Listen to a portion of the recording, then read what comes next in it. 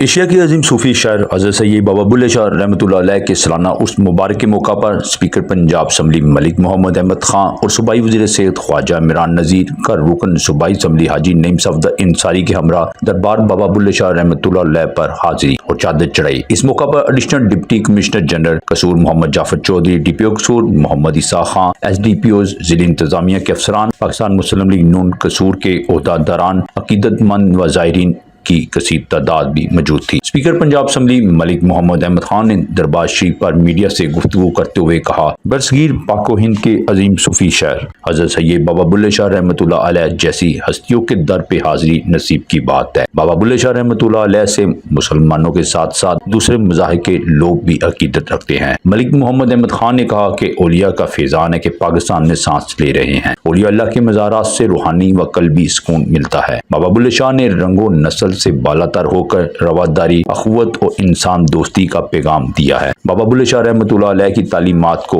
आम करने की जरूरत है। बाबा जी की शायरी को पूरी दुनिया में सुना और पढ़ा जाता है। बाबा जी के मज़ार शरीफ पर हर आने वाला फर्द हमारा मेहमान है। बाबा जी के सालाना उर्स मुबारक के मौका पर सिक्योरिटी के फूल फ्रूफ सख्त इंतजाम करने पर कसूर पुलिस को खराज तहसीन पेश करता हूँ।